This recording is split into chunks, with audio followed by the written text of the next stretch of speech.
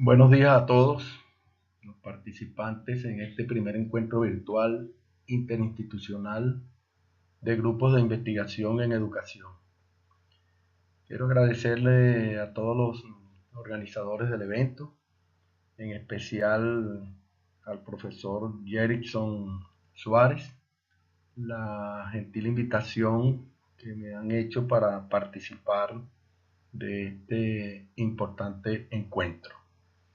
Saludo a todos mis colegas del Centro de Investigaciones Educacionales Paradigma, del Núcleo de Investigación en Educación Matemática, doctor Emilio Medina de la UPEL Maracay, así como también a los miembros de todos los demás grupos de investigación que están haciendo parte de esta importante actividad. Les voy a compartir algunas ideas que he venido desarrollando desde hace algún tiempo en nuestro Centro de Investigaciones Educacionales Paradigma de la UPEL Maracay, relacionadas con una estrategia sustentable para la producción de conocimientos científicos en red, conocido como autoría distribuida. Esta noción está fundamentada en la metamorfosis que se ha venido realizando en relación con el estudio de los sistemas cognitivos humanos, que ha dejado de ser un asunto específico de la psicología para convertirse en una noción antropológica. Básicamente la premisa es que el conocimiento no es solamente de los individuos, de las personas, sino que es una cuestión que se genera antropológicamente y que tiene mucho que ver con cuestiones de naturaleza cultural. Se habla entonces de una antropología cognitiva que vincula a las ciencias cognitivas con la antropología y específicamente con la antropología del conocimiento. Se habla desde ese punto de vista de una antropología de la memoria. Así que estamos en una interfase, en una vinculación entre psicología, predominantemente asociada tradicionalmente también con cuestiones de naturaleza individual, y antropología, que se vincula con el estudio de los grupos humanos. Entonces, de lo que se trata es de examinar cuál es la relación que existe entre esa pertenencia grupal que tenemos todas las personas y el desenvolvimiento de lo que serían nuestras propias estructuras cognitivas personales individuales. Entre los fundamentos que sirven de base a esta metamorfosis que se está produciendo en la interpretación de la cognición humana está el denominado enfoque sociocultural, cuya tesis central es que las funciones superiores del pensamiento están mediadas por la cultura. Es decir, pensamos culturalmente, no pensamos solo individualmente. Nuestros pensamientos están mediados por la cultura a la cual nosotros pertenecemos. Esta idea puede lucir como elemental, como sencilla, como algo que es obvio. Sin embargo, no lo es tanto y mucho menos ha sido asumida para desarrollar procesos de formación y en general para desarrollar procesos educativos. Eh, una de las cuestiones que podemos derivar como consecuencia de lo que hemos estado diciendo anteriormente es que la cognición está socialmente situada, que la cultura media en el desarrollo de los procesos mentales individuales. Esta cognición situada ha sido ya ampliamente desarrollada por diferentes grupos de investigación a nivel internacional. Entonces hablamos de cognición situada y más particularmente hablaremos también de lo que se denomina la cognición encarnada. Esta se refiere a que la cognición solamente puede ser explicada considerando la interacción que existe entre el fundamento genético individual y cómo la cultura contribuye al desarrollo de esa formación cognitiva de las personas.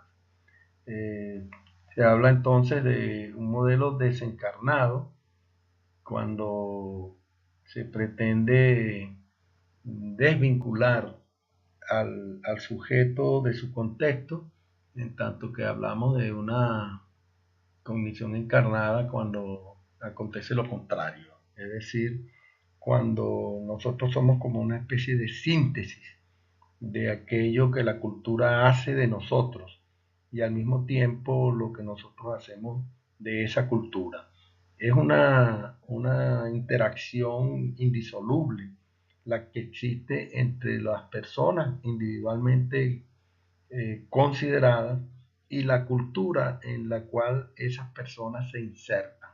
Es decir, pensamos como nuestra cultura y nuestra cultura al mismo tiempo nos piensa, de tal manera que esa vinculación que cada uno de nosotros tiene con el contexto es fundamental para definir aquello que somos y para también establecer aquello que pensamos. Pensamos culturalmente y la cultura nos piensa, de tal forma que esta relación antropológica eh, media los procesos de cognición individual. Esto va a tener implicaciones fundamentales, como lo hemos dicho anteriormente, en materia educativa. Y esto es porque sencillamente no estamos solos, es decir, independientemente de que nuestras vinculaciones con los demás a un determinado momento puedan parecer muy alejadas, no ocurre así. Es decir, nos comunicamos, nos vinculamos, nos relacionamos, estamos. No solamente estoy o me relaciono, estoy con otros y esos otros también están conmigo. Y eso genera entre nosotros una vinculación a veces no perceptible que nos hace sociales. Dice la doctora Margarita Villegas reiteradamente que es la educación a través de lo cual nosotros nos hacemos humanos. Es decir, la educación, la cultura, la formación que recibimos de aquel contexto social al cual pertenecemos nos humaniza. Y de allí la trascendencia, la importancia que tiene los procesos educativos. Pero podemos decir que de manera tradicional los procesos educativos han hecho énfasis en la condición individual, un elemento característico que exhibe la fuerza que tiene esa connotación individual de la cognición son las pruebas, las evaluaciones que se hacen generalmente de manera individual, aun cuando todos los profesores sabemos que los estudiantes para prepararse generalmente estudian en grupo. Sin embargo, las pruebas son presentadas de manera individual, aisladamente un estudiante de otro, etc. Entonces, esta idea de la cognición culturalmente mediada y que posteriormente vamos a desarrollar con un poco más de detalle, podría también tener implicaciones en materia de evaluación. Es decir, una de las manifestaciones en las cuales se podría ejecutar y poner en práctica estas ideas sería en materia de evaluación.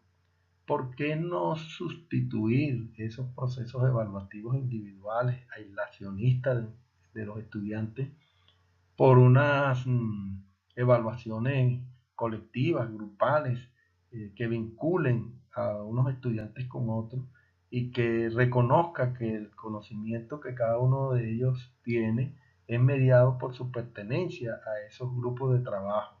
Porque esa relación grupal entre los estudiantes no tratamos de ponerla en práctica en esas instancias que tradicionalmente han sido vistas como cuestiones o asuntos personales individuales.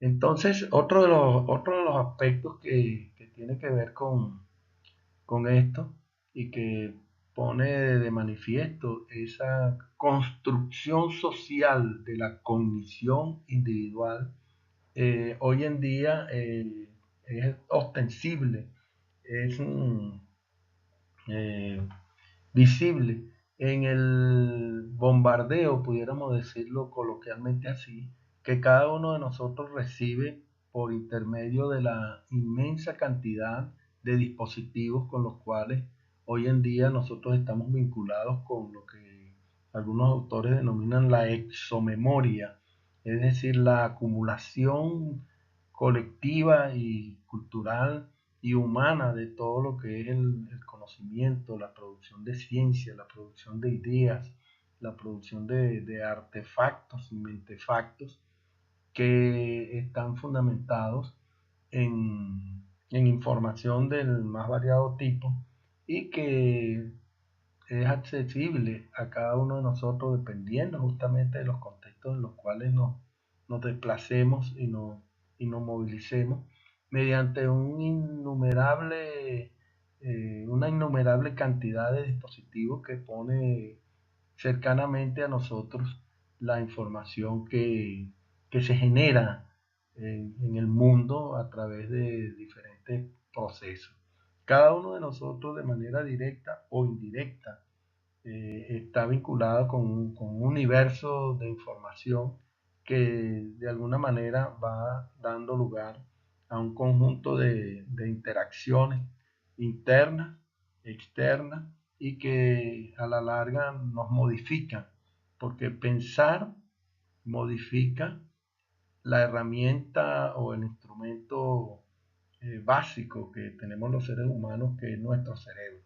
Pensar modifica el cerebro y las modificaciones del cerebro también modifican lo que nosotros pensamos.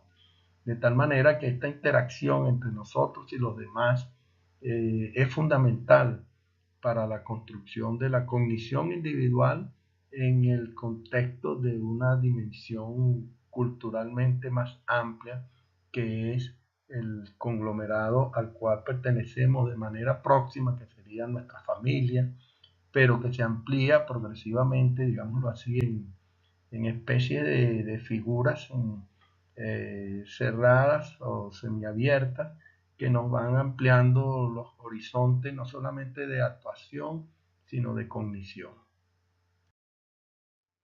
En ese marco es donde aparece la idea de la cognición distribuida, entendida como una rama, como una vertiente de la ciencia cognitiva que propone la cognición y el conocimiento, no limitándolo al individuo, sino distribuyéndolo a través de objetos, personas, herramientas que nosotros nos encontramos en el entorno. Un ejemplo que podría exhibirse es la comunicación que mantenemos con muchísimas personas que a veces ni siquiera conocemos a través de las redes sociales, por ejemplo, que son fundamentadas en los dispositivos tecnológicos con los que hoy en día contamos.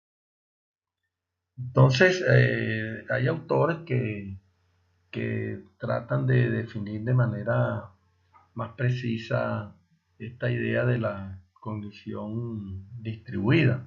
Ahí podríamos mencionar el trabajo de Huxley. Y lo que nosotros decimos es que el conocimiento y la cognición que se necesitan para ejecutar tareas intelectualmente exigentes, es decir, aquellas que requieren de un esfuerzo intelectual sostenido, para las cuales no existen algoritmos aplicables que permitan ejecutarlas de manera lineal, sino que se requiere de una configuración, de una comprensión de la misma, de la definición de estrategias para llevarlas a cabo, de la puesta en juego de esas estrategias, de procesos recursivos de redimensionamiento y relocalización de las acciones para conseguir llevarlas a cabo de manera exitosa. Eh, no es solo un asunto de los conocimientos que cada persona pueda tener de manera individual, sino que lo que se necesita para realizar esa tarea se distribuye a través de diferentes objetos, personas y herramientas que están en el propio entorno.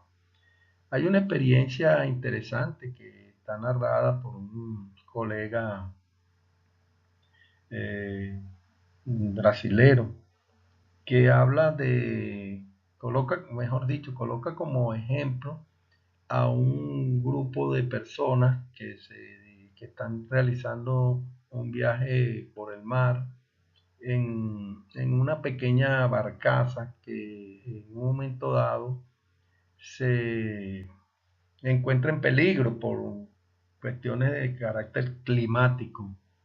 Y entonces ese grupo de personas tiene como necesidad salvarse, pero tienen que ver entre todos cómo logran salvarse. Entonces en ese momento todo el mundo tiene que ponerse a pensar en sintonía y tratar de ver qué solución podría ser la más adecuada para que todos puedan llegar a feliz término a tierra firme.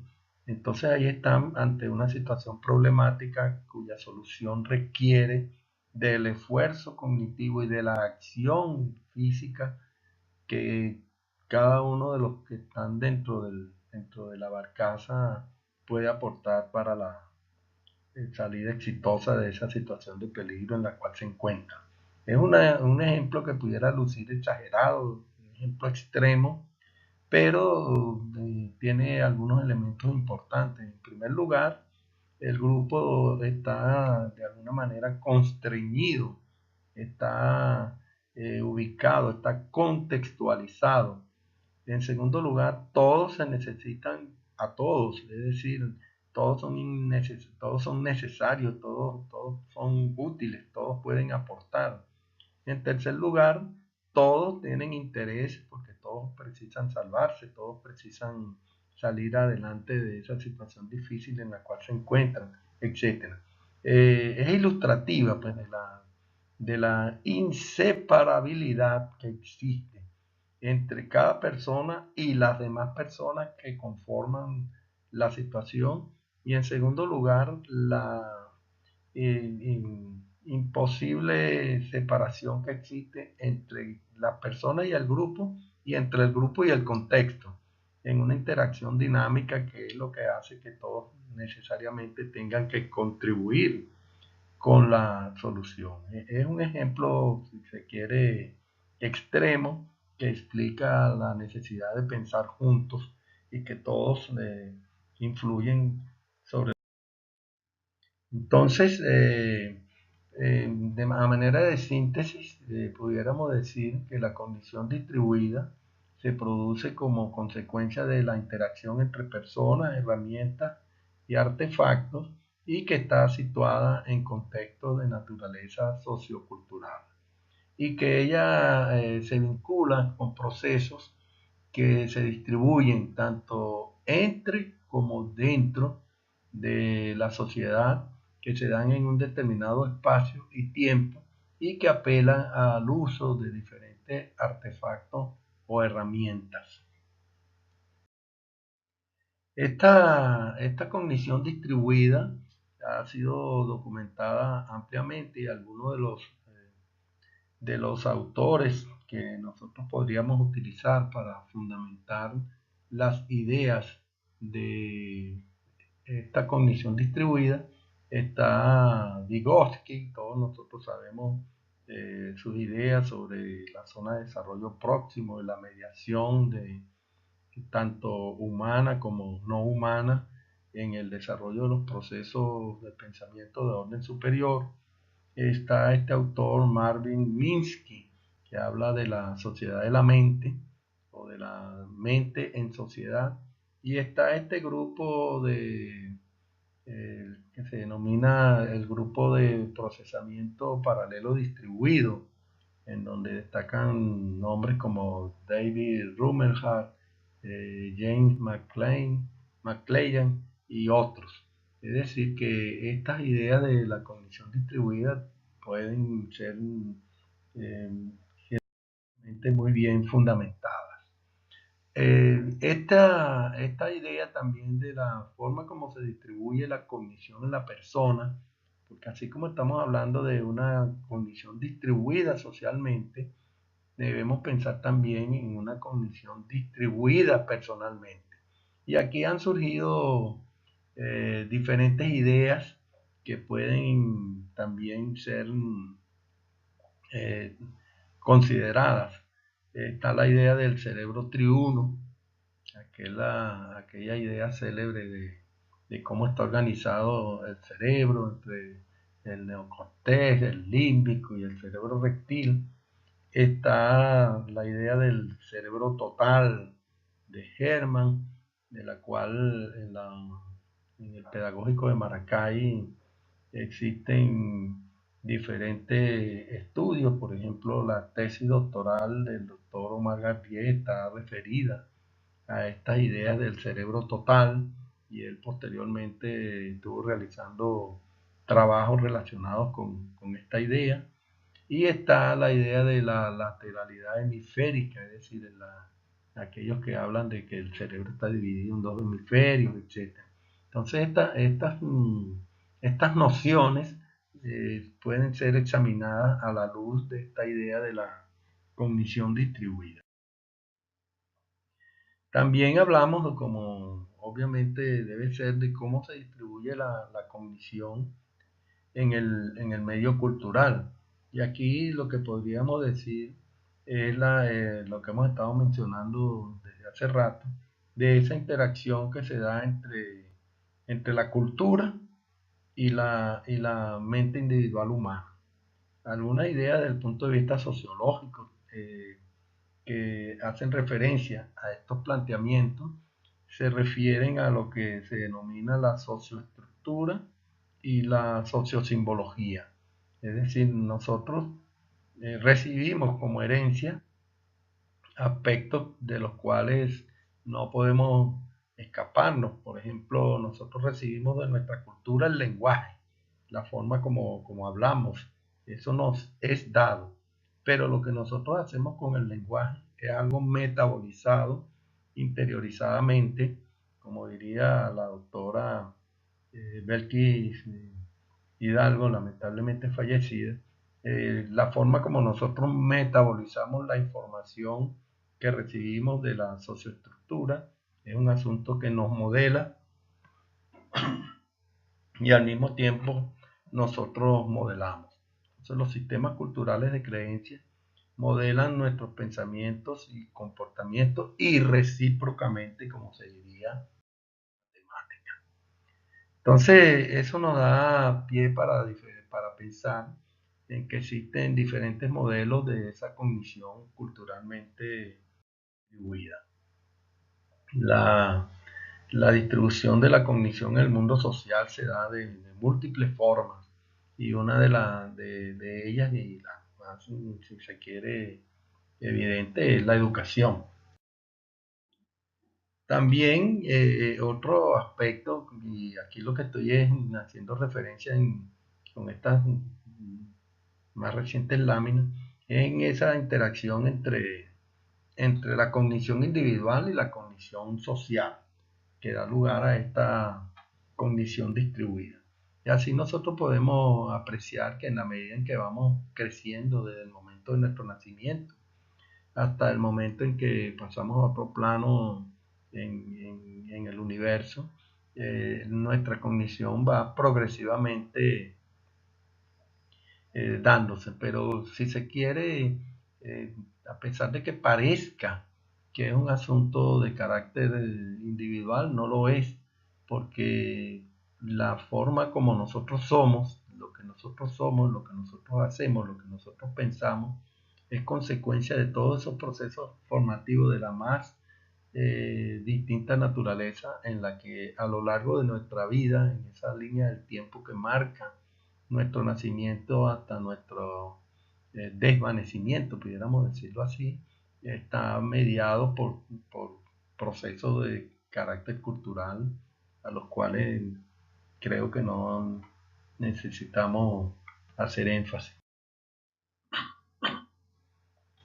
Estos asuntos relacionados con la influencia cultural en la cognición individual, bueno, existen múltiples grupos que a nivel internacional lo están examinando y ya se tiene mucha información al respecto.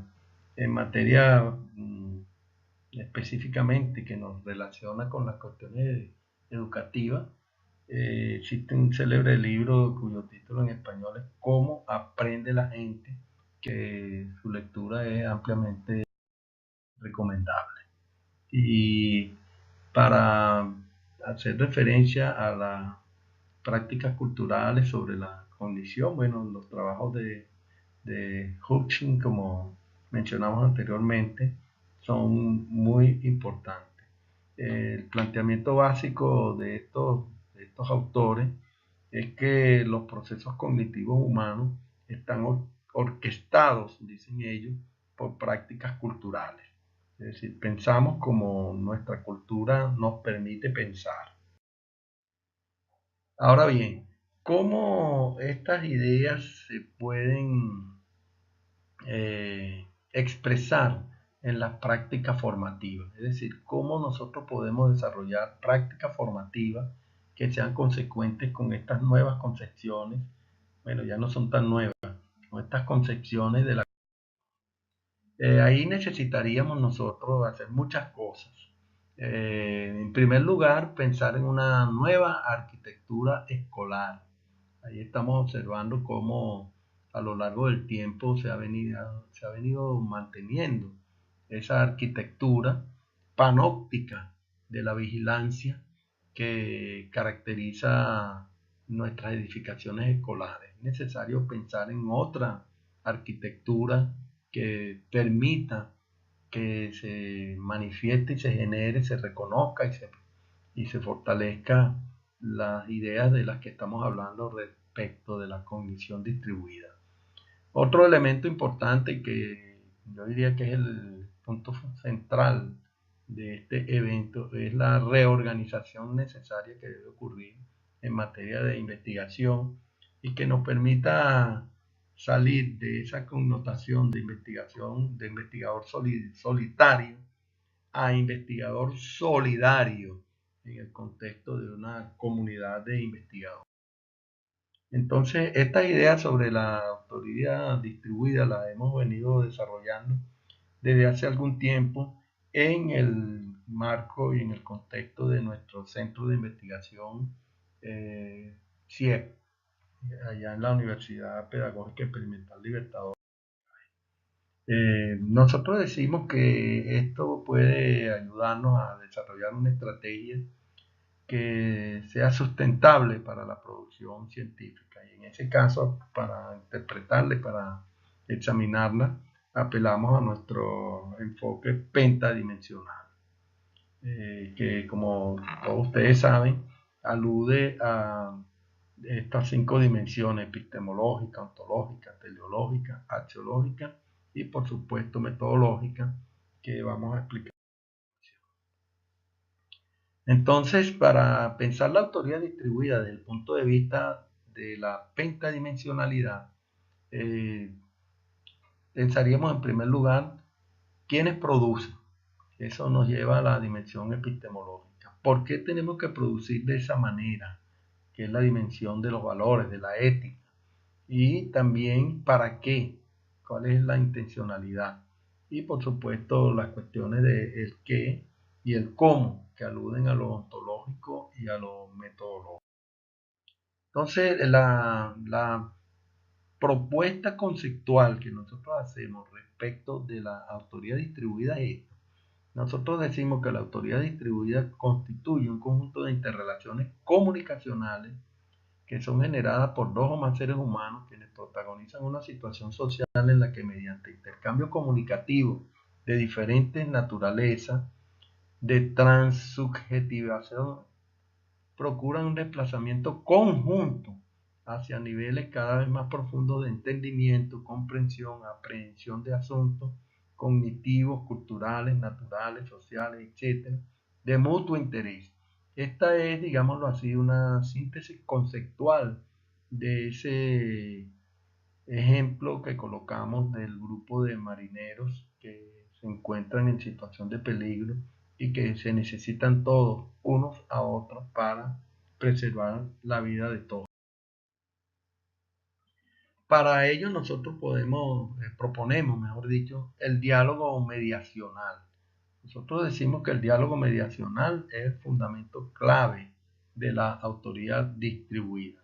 Ahí en esa definición de diálogo mediacional ponemos en práctica la idea de la pentadimensionalidad. Es decir, proponemos aplicar la pentadimensionalidad para la definición del diálogo mediacional que le sirva de fundamento a la autoría. En ese contexto, la dimensión ontológica que nosotros utilizamos nos permite hacer un juego de palabras, un juego con las palabras y con estas ideas de prólogo. ¿Qué es el prólogo? La primera palabra. El monólogo, la única palabra. El epílogo, la única palabra. Nosotros en ese sentido definimos el diálogo mediacional como nuestra palabra, es decir, la palabra. Desde el punto de vista epistemológico definimos la relación entre el individuo y los demás como una trayectoria que va desde el yo hacia el nosotros, pasando por el tú. Es decir, aquí estamos haciendo énfasis justamente en esa dimensión social de la relación humana a través de la palabra. ¿Para qué nosotros hacemos todo esto? Es decir, ¿cuál es la intencionalidad? ¿Cuál es la teleología? Bueno, para eh, procurar que entre todos juntos, logremos nuestra realización integral, es decir, no solamente de uno, sino de todos nosotros. Y tener en cuenta que el centro de la ocupación de toda acción social tiene que ser el desenvolvimiento humano en general.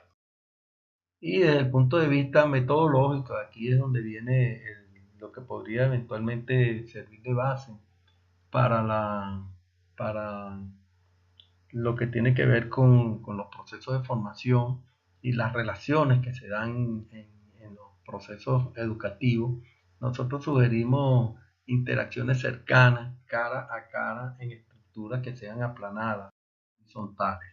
Y ahí entramos entonces en la idea de red, en la idea de pasar de la inteligencia individual a la inteligencia colectiva, basada en esta autoría distribuida relativa a la generación de producciones científicas. Esto, por supuesto, que tiene que ver con procesos de desplazamiento de los focos de producción de conocimiento que van desde el conocimiento individual hacia la producción distribuida del conocimiento, tomando en cuenta que la sabiduría es el fenómeno emergente de una red. Entonces, ¿cuáles son las características de la producción distribuida del conocimiento? Es decir, basándonos en esta idea del conocimiento socialmente distribuido. Hablamos en este caso de un abordaje integral de los problemas con la participación amplia de grupos heterogéneos de personas, considerando las ideas de integralidad y heterogeneidad. Nuevamente apelo a la idea del grupo de marineros en peligro en alta mar, un poco para comprender básicamente cuál es el planteamiento. Entonces, las características de la producción distribuida de conocimiento, es decir, de conocimiento socialmente distribuido, también tienen que ver con la aplicación contextualizada de los saberes.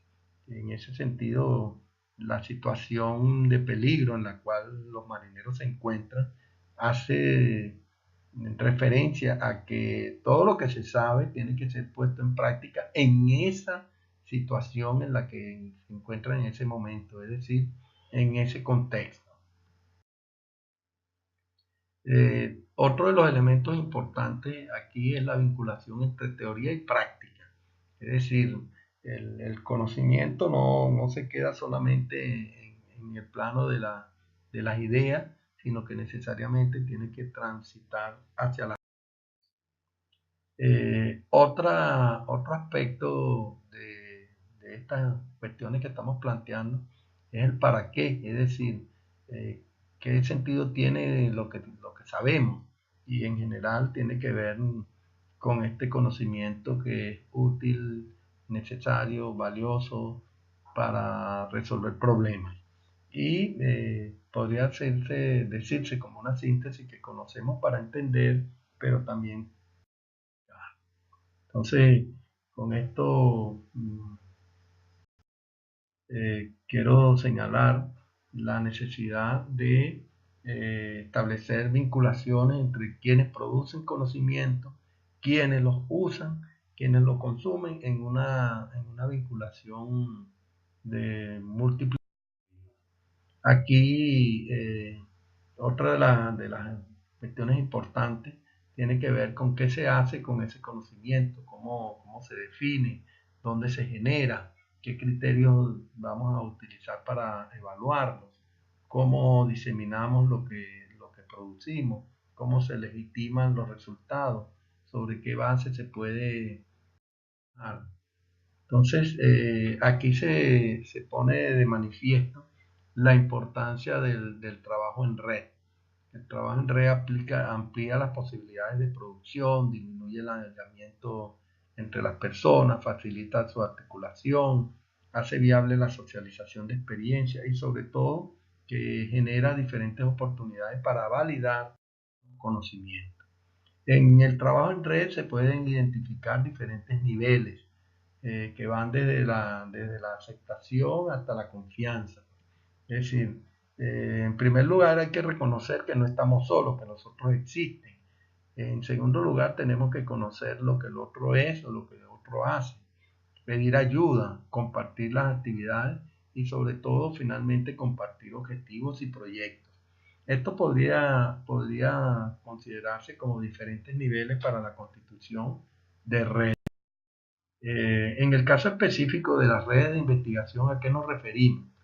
Son asociaciones de personas o de grupos que se constituyen para desarrollar actividades de investigación a partir de proyectos con el objetivo de complementar capacidades y hacer un uso adecuado de las actividades y de las tareas.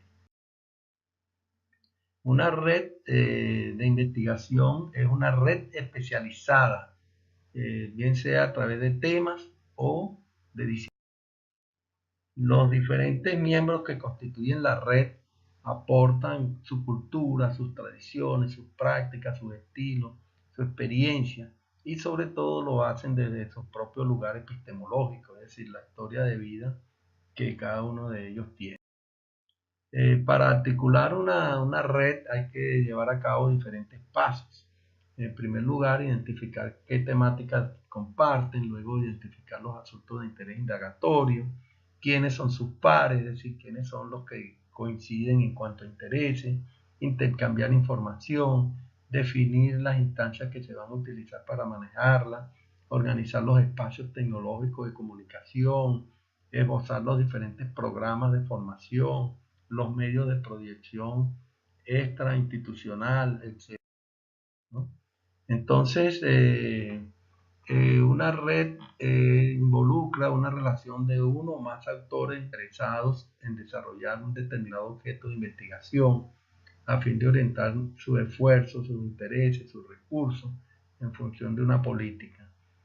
Va más allá de la simple interconexión temática por parte de grupos sobre un tema en particular y básicamente, más que una organización, es una estrategia para el desarrollo de la ciencia a escala nacional. Entonces, bueno, con esto culmino, con esto eh, Dejo a la consideración de ustedes estos planteamientos para seguirlos cultivando y espero que a través de la interacción que se genere organizada por los que están gestionando este evento, nosotros podamos interactuar a través de los dispositivos que los organizadores tienen dispuestos para ello. Bueno, muchísimas gracias a todos y espero sus comentarios. Que tengan todos un feliz día.